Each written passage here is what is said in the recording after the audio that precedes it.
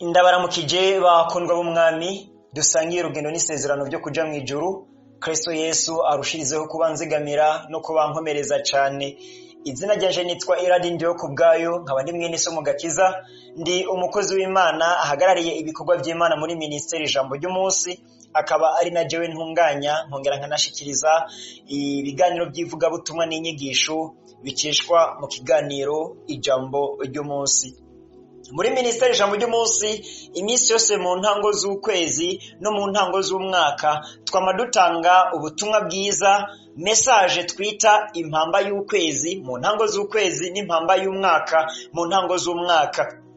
Rero muri uku kwezi kwa munani naho dusa n'abamaze kurangiza iminsi itari mikeya muri uku kwezi, hariho impamba y'ukwezi kwa munani tubatekerera muri ministeri ijambo ry'umunsi.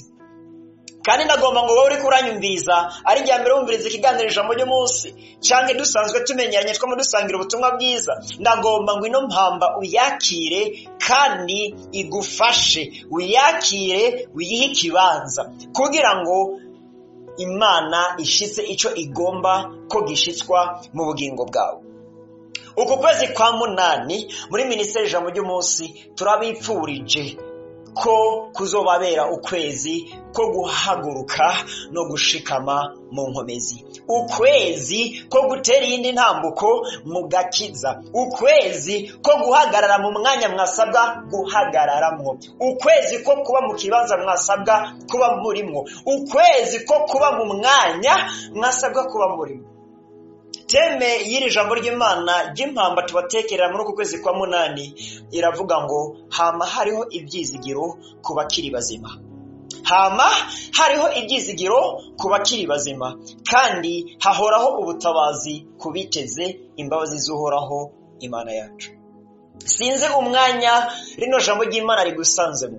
Ano masaha turiko tuvugana, kano kanya uriko wumviriza ino audio y'ubutumwa bwiza, urashobora kuba uri mu bihe bigoye byo mu buryo bw'impemu. Ugasanga mu buryo bw'umubiri uramahoro, nta nzara urimwo, nta bukene, nta madeni, nta bugwaye, nturi mbohe, urakomeye kandi byose biratunganye. Mugabo mu buryo bw'impemu ukaba warapfuye.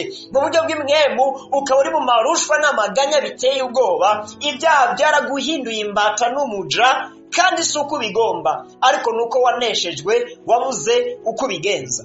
Ariko ndakubwira ngo ko utarapfa mu buryo bw'umubiri, naho uba warapfuye mu buryo bw'impemu, ibyizigiro birahari.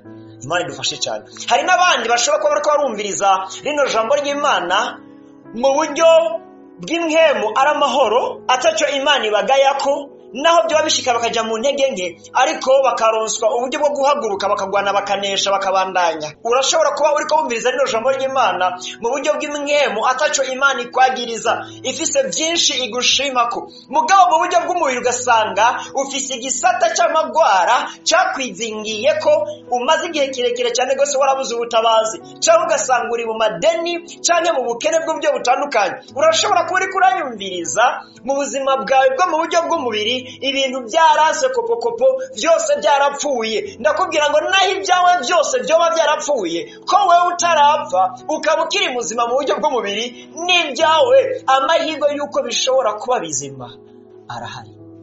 Hama hariho ibyizigiro ku bakiri bazima, kandi hahoraho ubutabazi kubiteza imbabazi z'Uhoraho Imana yacu. Haba mu buryo bw'umubiri mu ntambara zacu zose Imana niyo itugwanira, mu buryo bw'impemu mu ntambara zacu zose Imana niyo irushirizaho kutugwanira. Navuze ngo nitwa Iradi Ndiho kubwayo, nkaba ndi mwene so mu gakiza. Ku bashitsi n'abasangwa, kaze dusangira amajambo y'Imana twishimikiza mu kubatekerera ino mpamba y'uku kwezi kwa munani. Kandi tuvuze ngo ni mpamba y'ukwezi kwa munani, si izo bamaza ukwezi kwa munani gusa, ahubwo ni mpamba y'urugendo muhabwa muri uku kwezi kwa munani, ikazobafasha kubandanya ukwezi kwa 9 mpaka murangije uno mwaka, mbere mukazoyinjirana no mu mwaka wimirije gutangura, eka mbere mukazoyigumana kugeza iherezo ry'urugendo rwanyu. Uko buri kwezi kwinjira niko mugenda muhabwa impamba, uko buri mwaka utangura niko muhabwa n'iyindi mpamba. Kandi si ministeri ijambo ry'umunsi gusa, ubutumwa bwiza mwama mubuhabwa buri munsi buciye mu biganiro by'ivuga butumwa bitandukanye, eka mbere no mu rusengero ijambo ry'Imana riravugwa ku maradiyo, ku mateleviziyo, na Bibiliya urayifitiye wayisomera, hakagira ijambo rifasha ubugingo bwawe rikakubera impamba. ndakubwira ngo buri kimwe cyose uzakumva gihumetswe na mpwemu w'Imana uzucakire, na cyane cyane muri no misi y'iherezo ubutumwa bwiza bwose twumva ni mburi, kubera turi mu bihe bya nyuma. Imana idufashe cyane. Turasoma mu gitabo cya Yobu igice cya 14 duhere ku murongo wa 7 tugeze ku murongo wa 9. Haravuga ngo kuko hariho ibyizigiro by'igiti iyo giciwe yuko kizokongera kunaga, kandi ibitontomya byaco ko bitazobura. Naho umuzi waco usazira mu ivu n'igishitsi caco kigahera mu kuzimu, ariko iyo cyumvise amazi gica kinaga kigashamika nk'igiti kikiri gito. Imana ihabwa icubahiro. Ngo hariho ivyizigiro vy'igiti iyo giciwe yuko kizokongera kunaga. Igiti iyo giciwe umutumba wajanye n'amashami. Hano kwihebura ngira ngo vyobaho kuri ico giti. Mugabo ngo si ibyo gusa, ngo n'imizi iri mu kuzimu vyonashika ikabora, n'igitsina cyari gisigaye kikabora kikavungagurika ukamenga vyarangiye. Ngo ariko iyo cumvise amazi, imvura iguye, ngo gica kinaga kigashamika nk'igiti kikiri gito. Ndakubona kubwire ngo mwene da turi kuranyumviriza, ibihe bigoye woba urimwo byo mu buryo bw'umubiri canke ibihe bigoye woba urimwo byo mu buryo bw'impemu, ntibitume wihebura. Nimba ukiri muzima, ndazi neza nta kiziga kiriko kiranyumviriza.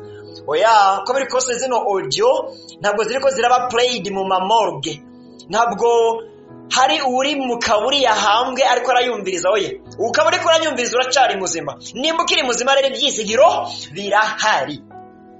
Ngo igiti iyo cyaciwe naho imizi yoba yarumye, ariko ngo imvura iguye amahirwe ariho yuko imizi yongera kurabuka igakwega amazi, hama cya giti cyari gisigaye ari gitsina kigashamika, bikaba nkaho umenga ni igiti kikiri gito. None nawe nk'umwana w'umuntu, nimba ibyizigiro byoba byari byarashize yuko mu buzima bwawe bitakigenda neza ukundi, cyane mu buryo bw'imwemu utagihagurutse ngo uhagarare ushikame mu gakiza, nimba ibyizigiro byoba byari byarashize, n'ayahe mazi yo kukuvomerera kugira ngo wongere unaguke? Nuko uhanga amaso Kristo Yesu, nuko uhanga amaso ku musaraba. Yesu aravuga ngo nimuze mwese abarushe n'abaremerewe kuri jewe ndabaruhura, nimuze munyikoreze imitwaro yanyu nanje mbaha amahoro yanje. Ngo munyigane munyigireko, munyikoreze imitwaro yanyu nanje mbaha ingata yanje ihwahutse. Iyo ngata ya Yesu Kristo twikoreze imitwaro yiwe ntibikituremera ukundi. Iyo ngata ya Yesu Kristo aduha tukikoreza imitwaro yacu twekongera kuremera gukundi, n'ukwizera. Iyo ufise igisata cy'ubugwayi, mugabo wizeye ko Imana izogutabara, ntabwo ubwo bugwayi bukunaniza nk'ufise igisata nk'icyo cawe ariko yihebuye. Iyo uri mu bukene cyangwa mu madeni, mugabo witeze gutabarwa kwawe kuva kuhoraho Imana, ubukene n'ayo madeni urimwo ntabwo bikunaniza nk'uri mu bukene n'amadeni, mugabo yama yiganyira atabyizigera afise yuko Imana yamuremye imubona kandi izomutabara. Hari ibyizigiro ku bakiri bazima. Usomye ijambo ry'Imana mu Musiguzi 9:4 haravuga ngo imbwa ibona iruta intambwe ipfuye. Urashobora kuba wisuzugura ngo iwanyu mwaraheze, ngo iwanyu ntaco mumaze, ngo nawe ubwawe ngo ntacuri ico. Mugabo nakubwira ngo mviza, nawe wowe uri umukene nyarucari gute, kukiri muzima usumba umutunzi ruhebwa ariko yitwa marehemu muri kano kanya. Kandi kigira kimazi ku mwana w'umuntu ni ukugororokera Imana. Raba mu buzima bwawe uko bimeze, intambara wowe urimo mu buryo bw'imyemu cyangwa mu buryo bw'umubiri, nimba ugororokera Imana, umutahe wa mbere w'ugutabarwa kwawe uraho nyene. Kuko umugororotsi w'Imana ngo naho yotema ibihe tangabondwi azobyuka, Imana izomugwanira ntizomuheba. Rya jambo rivuga ngo umugororotsi w'Uhoraho agarurirwa ku nkombe. Imana ntimureka ngo agwe mu manga habanamba gatoyi. Raba mu buzima bwawe uko bimeze, raba nimba hoba hari cyagutandukanije n'Imana, naco si kindi ni icaha. utunganye ubugingo bwawe. Nimba wariganyiye, nimba warihebuye mu ntambara urimo mu buryo bw'umubiri, mu bibazo ufise mu buzima bwawe, sinzi ibyo ari byo, ariko ndazi neza ko ushobora kuba ufise ibirenga kimwe. Reka mbere no mu buryo bw'impemu hari abo babugarijwe n'ingoyi z'ibyaha n'ibigabitanyo kandi atari uko babigomba. Ugasanga ubusambanyi bwarakuboshe, ugasanga ukwisambanya kwaguhinduye imbata, ugasanga kuraba amafoto na video pornographique byaguhinduye umuja, ugasanga ishari n'inzigo byarakuboshe. Mugabo nakubwira ngo uku kwezi k'umunani kurakubera ukwezi ko guhaguruka no gushikama mu nkomezi. Nimba koko warambiwe kuba muri ibyo bihe by'amarushwa n'amaganya, nimba warambiwe kugwana uneshwa, hamagara Yesu yanesheje abari wakugwanira. Nimba warambiwe kugwana utsindwa, hamagara Yesu Kristo agutsindanishirize. Haba mu buryo bw'impemu no mu buryo bw'umubiri, mu ntambara zacu zose za buri munsi, umutabazi ninde? Ni Yesu Kristo. Nimba ukiri muzima, hariho ibyizigiro. Nimba ugihumeka, ubutabazi bwawe buva kuhoraho Imana. Ubwitege wizeye, utabaza Imana wizigiye, urindire wihanganye. Yesu akugirire neza. Hagarara mu nkomezi rero, reka kwiganyira, reka kwihebura, hanagura amosozi. Ndamubona Hana ngo yaramaze igihe kirekire asengera umutwaro w'ubugumba, kandi ngo yarangiza gusenga akava mu masengesho yijiriwe, yashika mu rugo ntarye. Mugabo ngo hari umunsi Hana yasenganye ukwizera gushitse. Urashobora gusenga igihe kirekire usengana amakenga, urashobora gusenga umwanya munini ariko usengana amaganya wigiriwe, atakwizera gushitse ufise. Uwo munsi Hana ngo asengana ukwizera gushitse, yavuze amen, ahaguruka yihanagura amosozi. Ageze mu rugo ngo yarariye, baranamwongera ibya kabiri arabimara, ngo niyongeye kwigire gukundi. Kandi uwo munsi ngo umugabo we Elukana caramurarira, hama iryo joro ngo asama inda ya Samweli. Mani habwa icyubahiro. Nawe ndakubwira ngo bantu kwizera gushitse, ko intambara zose urimwe, zaba zo mu buryo bw'impemu, zaba zo mu buryo bw'umubiri, ubutabazi bwawe buva kuhoraho, kandi ko ukiri muzima, ibyizigiro birahari. Gikuru gusa raba nimba hari ico uzi ubutabazi bwawe buva kuhoraho kugushikira. Rya jambo muri Yesaya riravuga ngo suko Imana ari gipfamatwi ngo inanirwe kumva amasengesho yanyu, ngo inanirwe kumva iyo mutabaza. Suko Imana ari gipfamaboko, canke ko yamugaye, canke ko yacitse amaboko, canke ko arimbura amaboko, ngo inanirwe kurambura ibiganza byayo ngo ibatabare mu ntambara murimwo no mu marushwa murimwo. Mugabo ngo ibyaha byanyu, ibigabitanyo byanyu n'ibicumuro byanyu ngo nibyo byakingiriye mu maso hayo, bituma iyo mutabaza itabyumva niyo murira itanabibabara. Mani dufashe cyane. Raba ibyo babituma Imana isa nk'iyaguteye umugongo. Mbega suko nawe wayiteye umugongo. Raba ibyo babituma Imana isa nkaho umenga yakwibagiye, suko nawe wayibagiye. Raba ibyo babituma Imana igaragara nkaho umenga yaragutaye. Mbega nawe ntiwayitaye. Ndiko ndavugana n'umwigeme, n'umusore, umugabo cyangwa umugore ariko aranyumviriza.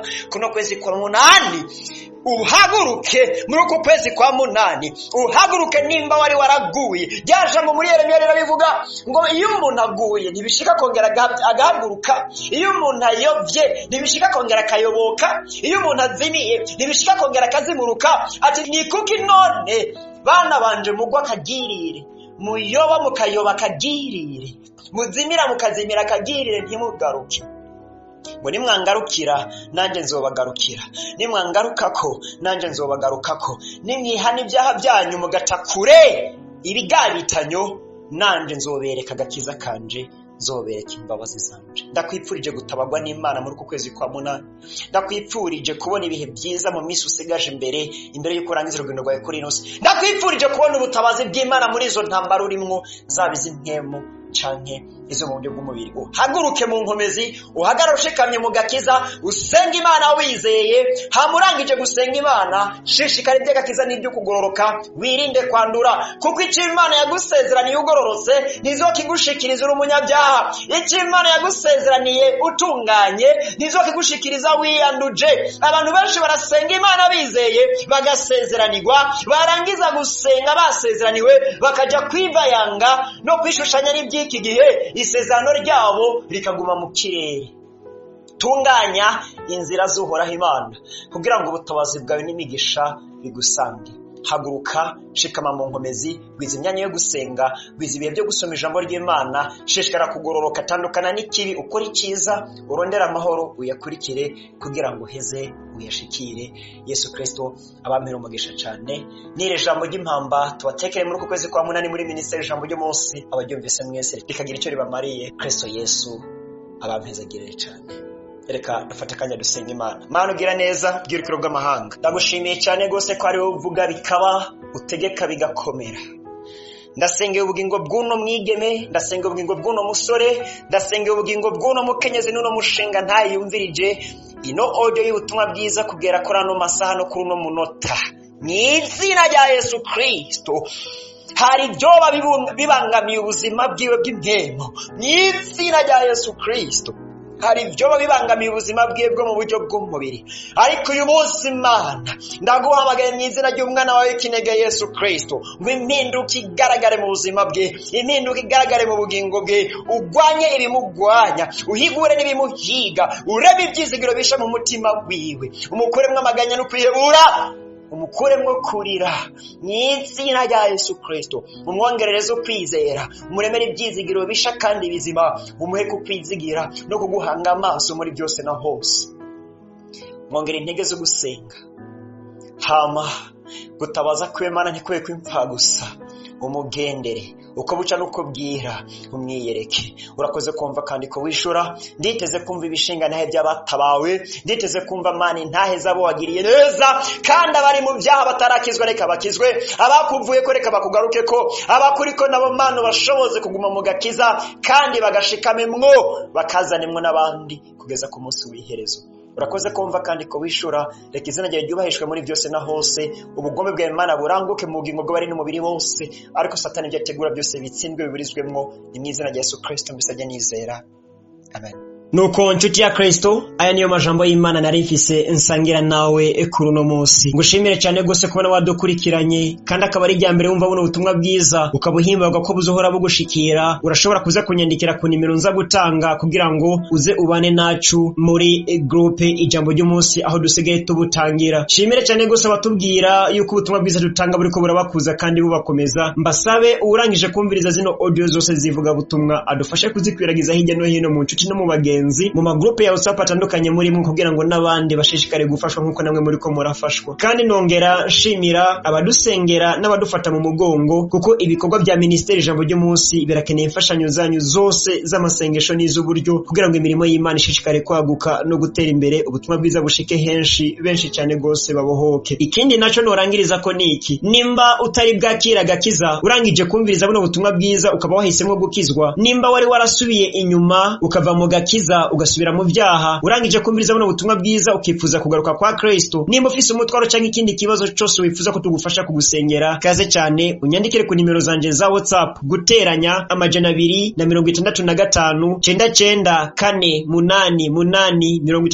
9948883260. Unyandikire umbwire ikibazo cyawe, ndagufasha uko mpamvu y'Imana za kurushabuza kugufasha, kandi ndazi neza ko ubutabazi uza kububona. Ibisigaye bene data turabahanurira ngo mushishikare guca mw'irembo ripfunganye, mwihanganira amagorwa n'amarushwa kugeza ku munsi w'iherezo. Twiribare kandi twirinde, umwami wacu ari hafi. Inzamba yimirije kuvuga, ndabipfurije kuzobona umwami mukinjira mu bwami bwo mwijuru naho butaha. Uzigamwe cyane.